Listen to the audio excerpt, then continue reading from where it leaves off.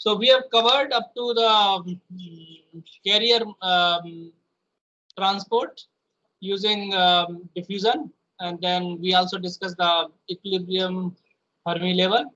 So let us continue our discussion to diffusion, right? Now diffusion is a process where charge carriers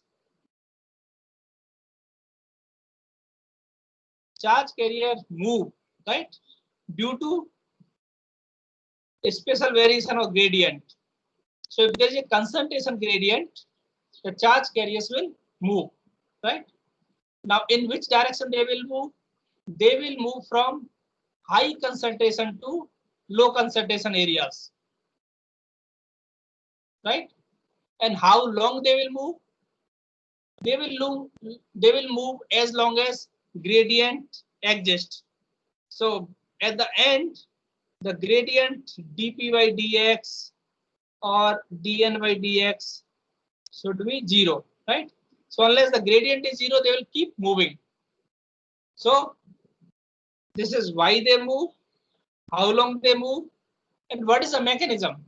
And the mechanism is random thermal motion. Now let us consider a scenario. Let's say you have a room, right? And you have a bottle here, right? Containing a genie, not genie, containing scent, right? Let's say you have a bottle of scent. And if you open that bottle, right, what will happen? The scent will come out, right? Why it will come out? Because there is a high concentration here and low concentration outside. Then again outside, when it comes out, it will spread, right, according to the concentration gradient, right? So that is diffusion. Now sometimes you may get confused. There is another term called convection, right? What is convection? Actually, convection is a physical process that consists of two things. One is called advection and other is called diffusion. So in both the cases, mass get transported. In diffusion, the reason of the mass transport is the concentration gradient.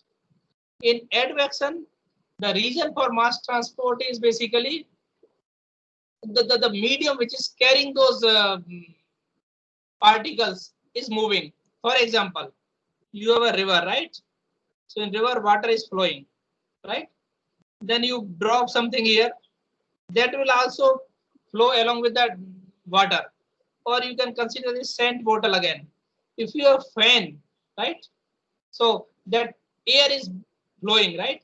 So air is flowing, then also the scent will flow, right? But that mechanism is advection. And if the room is quiet, then only due to concentration gradient, if the scent particle flows around, that is called diffusion. And when both the mechanisms are combined, they are called convection. So you understand the diffusion and the other terms related to it. So here we are dealing with diffusion. So advection is very similar to like you can say drift, right? You have carriers moving under the influence of electric field, right? It's similar to that anyway. So this is a diffusion is basically due to concentration gradient, and it tries to equalize, right? Now let's say you consider a region, right? So this is concentration N1, this is concentration N2, right? So at this interface, the particle that will move from 1 to 2 will be proportional to N1. Particle that move from N2 to N1, that will be proportional to N2. So overall net movement will be from right to left, because it has high concentration, it has low concentration. Correct? Okay, let us look at diffusion more closely. Sir, I can't see your slides. You can't see the slide. Others can see the slide or they cannot see the slide. It is showing the 3D band structure slide. Physical. Okay, let me do it again. 3D band slide. Can you refresh your thing?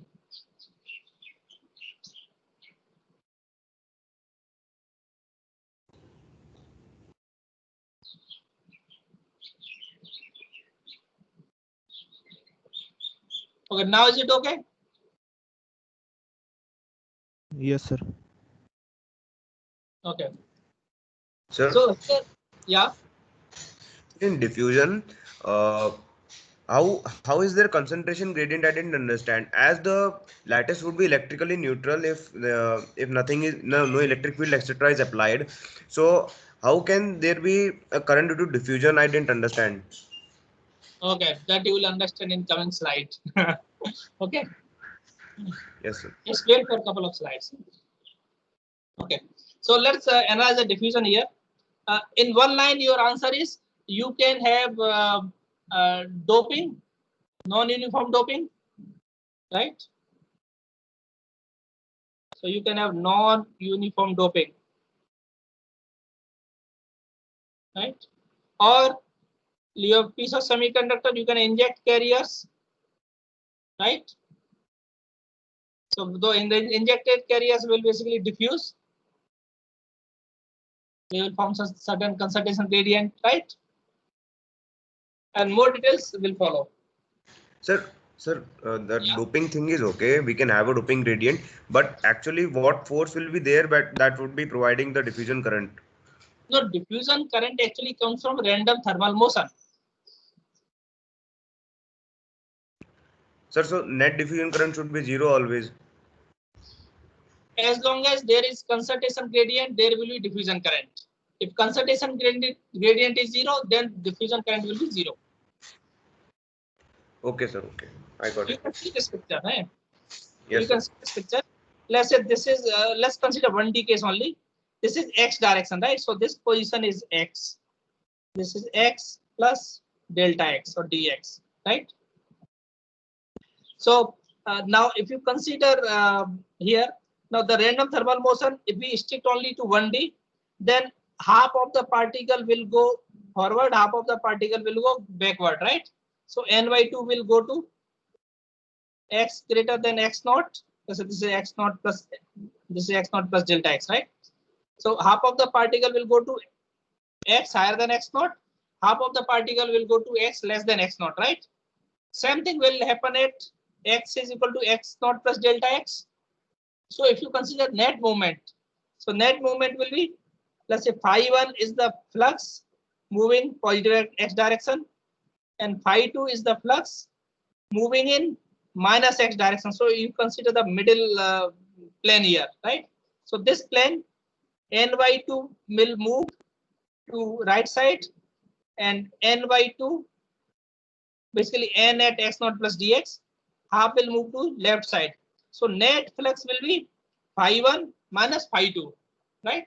So from this plane, the net flux is phi1 minus phi2, right? So you can write phi1 minus phi2 will be basically phi1 minus phi2. It is nx minus nx plus delta x, right? And of course you have this half here, so you can write beta by 2 here, right? So this is proportional to, now this is differential concentration, right? Delta n. You can write this as dn by dx, but you notice the sign nx minus nx plus delta x. So this is minus dn by dx, right? So you can write it minus dn by dx times dx times v by 2. So this is a net flow, correct? Now let me introduce again the terms. Now this, if delta x is comparable to the mean free path or is equal to the mean free path, right? Then the time it will take will be collision time, right? Mean collision time. And this is basically the thermal velocity. So it is a random thermal motion, right? Because they are moving randomly. If there is 1D, then probability is half. If you consider 3D, then probability will become, if you consider 6 phases, then probability will become 1 by 6, right? So like that. But it is proportional to the carrier concentration. So you can write the net flux is proportional to negative concentration because they move from high concentration to low concentration, right? So if concentration is increasing in x direction, so that means d by dx is positive. That means flow will be in minus x direction, right? So this is flow is minus dn by dx. And then you can put delta x and v by 2 here. So if you write v as delta x by tau, you have delta x square by 2 tau, right? So this coefficient we call as diffusion coefficient. So your flux is basically is diffusion coefficient times dn by dx. Correct? Now if these carriers have charge q, right? So q time flux will be the concentration, the current density, right? So then you have this q times dn by dx. Right? So this has electrons here, so you should write dn here. This should not be db, it should dn here for electrons. Right? And the charge is negative, so it is minus q. So actually it should become wait.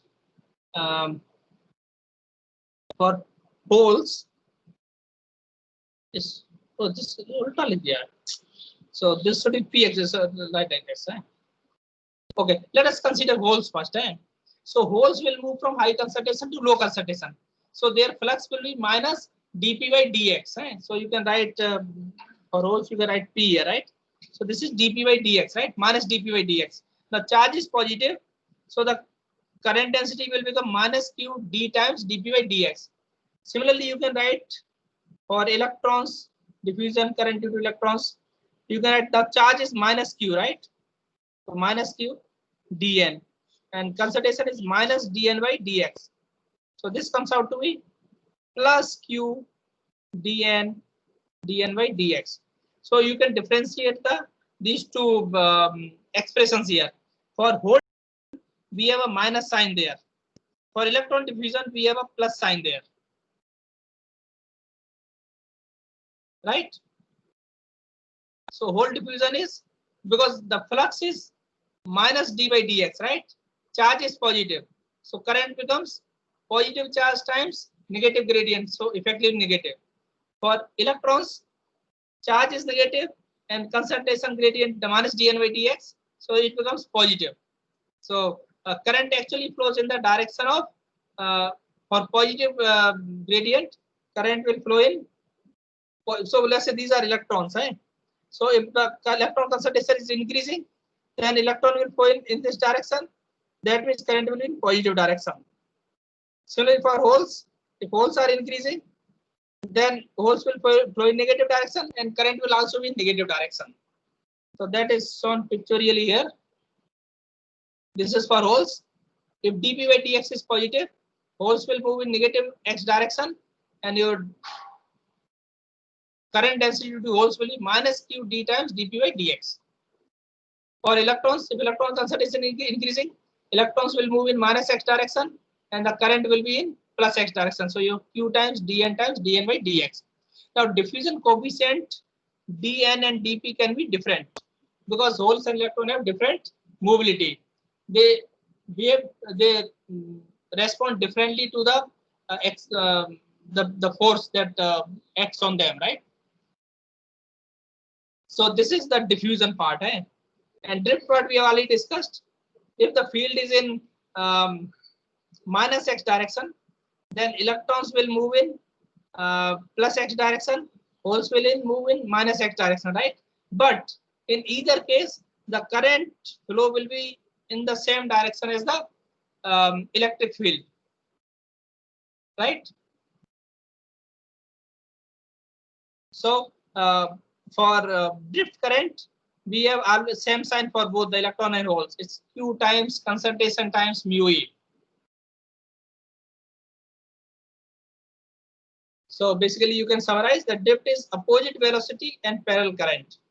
Diffusion is parallel velocity, opposite current, provided the concentration gradient is in the same direction for both of them. So by combining the drift and diffusion, we can write the overall current due to electron and holes. So this is the electron current due to drift, due to diffusion. This is the whole current due to drift, due to diffusion. Correct? Now, drift current depends on the carrier concentration, right? So when you apply the field, all the carriers will move, right? But the carriers which are in majority, right? Their contribution, of course, will be more because their concentration is more. Therefore, this component of drift current will also be more. So drift current is usually dominated by the majority carriers. In case of diffusion current, it arises from the concentration gradient. Now, in any situation, if you see, the majority carrier does not change much, but you have a lot of option to change the minority carrier concentration, right? So their slope can be very, very high depending on the injection level. So diffusion current can be dominated by the minority carriers or basically the gradient of the carriers, right? Now at equilibrium, what will happen? When there is equilibrium, both the currents will be zero. So at equilibrium, both the currents will be zero.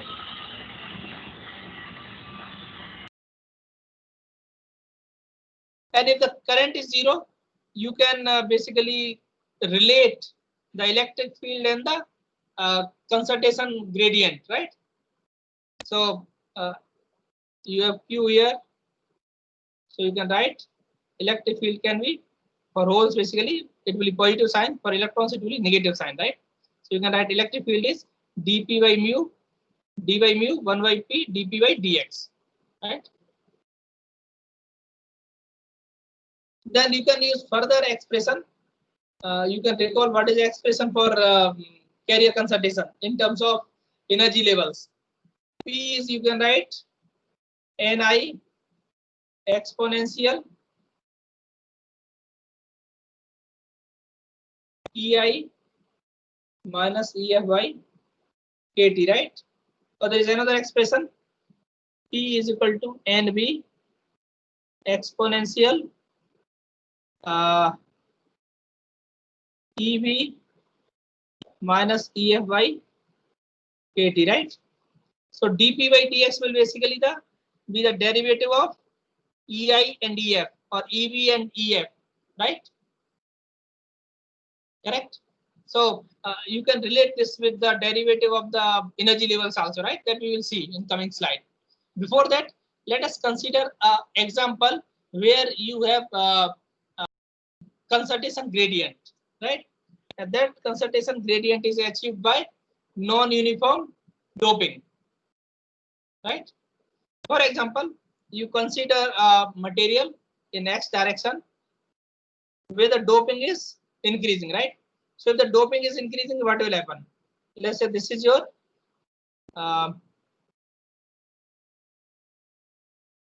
EC, this is your EV, right? So when the doping increases, now this is N-type doping, right? Donor doping. What will happen to the Fermi level? If number of donors are increasing, Fermi level will move towards conduction band edge or valence band edge. Conduction band. So the Fermi level will basically move towards the conduction band edge, right? So your band structure will look band diagram will look something like this. Now this is equilibrium, right? So in equilibrium, the Fermi level has to be constant, right? Because if there is a gradient in Fermi level, current will flow. But you know, even if you have non-uniform doping, you cannot get current from it, right? So at equilibrium, your Fermi level has to be constant, right? So what will happen if Fermi level is constant? Let's say Fermi level is constant here, then these bands will shift like this, right? Here EC is here, EV is here, right?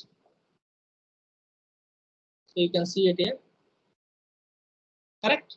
Your Fermi level is constant, then your conduction band and valence band, they are changing accordingly, so that the gap between the Fermi level and EC is more here because concentration is less, and the gap is less here because concentration is more. Correct? Now, what are these EC and EV? EC and EB are actually energies, right? So y-axis is the energy. Now energy is given as, for electron, this is energy for electron, right? So energy is given as minus Q, basically charge on electron, times the potential V, right? Is minus Q times potential V. So electric field is minus dV by dx, right? And you can write that energy by Q, right? So this becomes 1 over Q dEC or dEV or dE by dx, right? So electric field is basically a gradient of the conduction band or valence band edges or intrinsic level gradient of these energy levels, right? So the gradient of these energy levels tells you the electric field. Now what is will be the direction of electric field? Now gradient is negative, right? So electric field will be in which direction? In negative direction, right? Because it is dEC by dx. So the direction of electric field is minus x direction. Now how do we see that?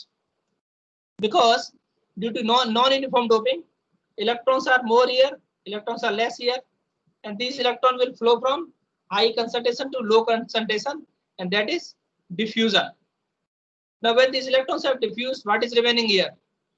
The donor ions, and this region become negative, right? So it will set up a field.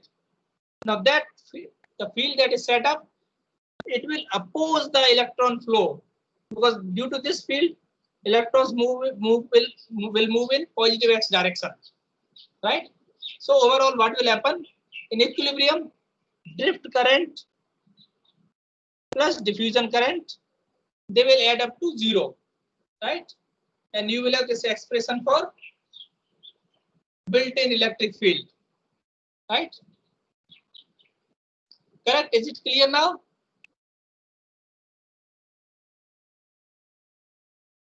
And again, look at this expression. E is d by mu 1 by p dp by dx.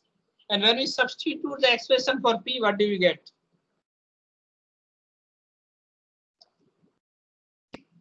Your total current is drift current plus diffusion current. So if you substitute n is equal to EF minus EC by KT, so you can write either EC as a function of x, or you can define some EC constant and then potential QB. So basically, it's basically something like this. This is your Fermi level, and this is your conduction band dash. This is valence band dash. So you can say this is EC, right? So you can say either EC is a function of x, or you can say EC minus Q times Vx, right? So this is, let's say, EC, and or you can say it's EC naught, right? And so EC as a function of x is given as EC naught minus Q times Vx, right? So that means your potential is increasing here, right? Because the electric field is in minus x direction, so your potential will increase, right? In positive x direction, right? So potential is increasing, so energy is minus QV is decreasing, right? So either you can write dC by dx, or you can write dV by dx, where basically same, because your EC is some EC naught. So you at certain x equal to 0, you define EC naught minus QVx, right? So dC by dx is basically minus Q times dV by dx, right? So when you take the derivative, so now you will have to basically take the derivative of EF also, right? But at equilibrium, EF is constant, so dF by dx is 0. So at equilibrium,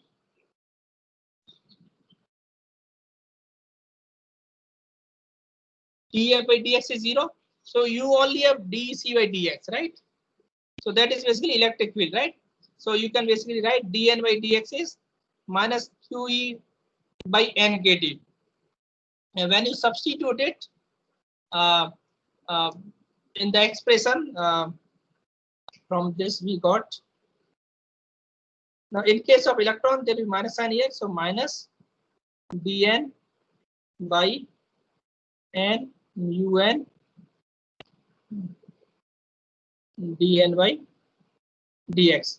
Now dn by dx we can substitute minus q electric field by kt times n, right? Sorry, it's not divided by n, it's multiplied by n. So this n will cancel out. And now you see here on left side we have electric field, on right side we have electric field. So what do you get? That means that this coefficient should be 1, right? So d by mu is should be equal to kt by q, right? And that is true for holes also, dp by mu p. And this relationship is called Einstein relationship. Correct? So now again here we have assumed the expression to be nc exponential EF minus Cc by kt. Now this is valid in which case? It's valid in non-degenerate case, right? So this Einstein relationship is also valid for non-degenerate semiconductors only. It looks like somebody has done a question here. Let me see. I think the barrier potential formulas will be proved soon. I don't get it. Oh, disappeared. No, you have any question? Do you have any question? Okay, we don't have any question. Let us continue further. So now we have a relation. Now we don't have two constant d and mu, right? We have one constant because d and mu are related, right? So diffusion is basically proportional to the diffusion coefficient is proportional to the mobility multiplied by kt by q. Let us see what happens. Let's say if we add generation recombination to this drift diffusion equation, what will happen? So let's consider this analogy. This is a reservoir of water, right? So it's a pond, right? So in a pond, some water is coming and some water is leaving, right? So this flow of water inside and outside, you can define a divergence, right? Del dot J will tell you inflow minus outflow. So if we want to find out how much water is getting accumulated there, it should be inflow minus outflow, right? And that is del dot J. So J is the flow. Now how is del dot J? Is dj by dx, right? So dj by dx is what? J of x plus dx minus j of x by dx, right? So this will be positive if j of x plus dx is more than the jx. So the current flow here is more than inflow. So that means current is draining out, right? Now these are electrons here. So that means current is going out means electrons are moving in. Current is coming in means electrons are moving out, right? N, E or N here, right? So that means if more current is flowing out, that means more electrons are moving in. So electrons are building up. Similarly, you can write dp by dt will be minus 1 over q del dot jp. How? Because when current is flowing out, and if the current is due to holes, then holes are flowing out. So more holes are flowing out, right? So this will be negative here. So that will lead to net depletion, right? Plus, if there is a rain here, right? So rain can be compared to the generation, right? So plus generation of holes. Then there is evaporation here. So that is basically recombination, right? So minus RP. So these equations are called carrier continuity equations. So only difference is the negative positive sign for electrons here. Del dot J has positive sign for electrons and del dot J has negative sign for holes. The rest is of course generation minus recombination, right?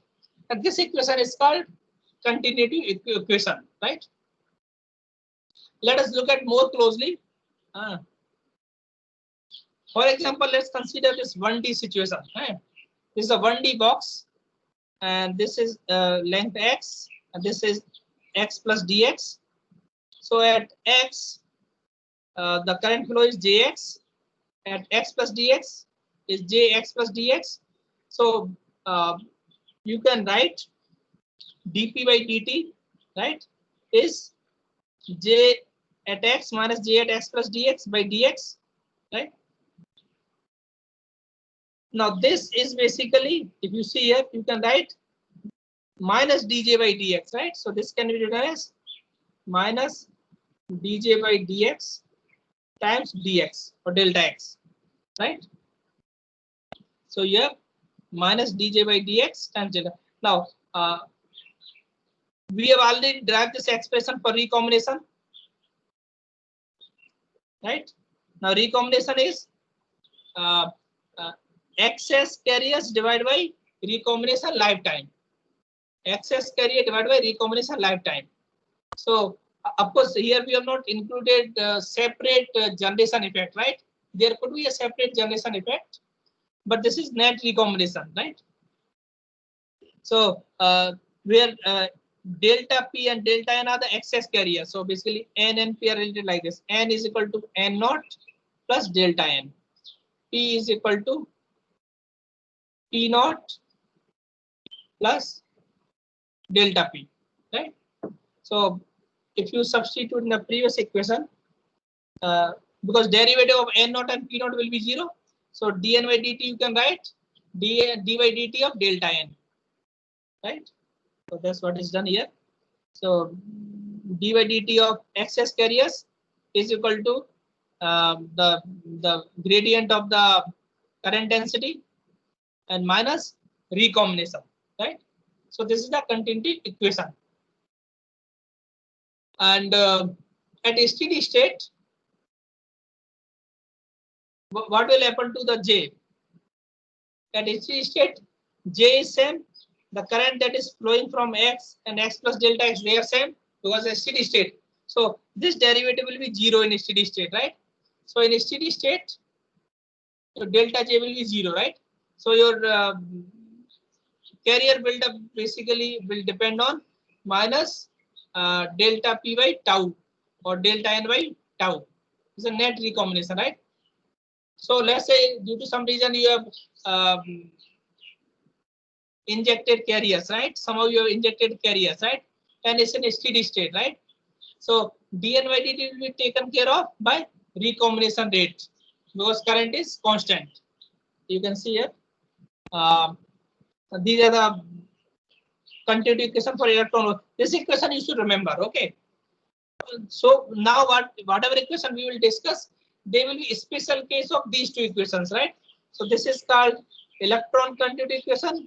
This is called hole continuity equation, right? So these are the two main equations. And apart from that, we also have this equation which is derived from Gauss law, right? Del dot D is equal to rho, right? You can remember that now. Del dot D is equal to rho, right? Rho is the charge density. So Q times P minus N plus positive ions minus negative ions, right? And a special case, if we assume there is only diffusion current, no drift current, right? So then in that case, del dot J will become dj by dx will become d2n by dx square, right? So you have 1 by q will cancel, d times d2n by dx square. So this is called continuity equation for electron and holes when there is only drift current, right? Only diffusion current, no drift current. So these are basically special cases, right? But these 2-3 equations you should remember. And these are the main governing semiconductor equations. And this model is called drift diffusion model. Drift diffusion model. And these three are the governing equation for drift diffusion model. So we will close here, and in next class we will further explore the continuity equation. We will consider some example, and we will also introduce the concept of diffusion length. Okay, thank you very much. I will take any question if you have any, and then we will close this lecture. Any question? Nothing. So let me stop recording.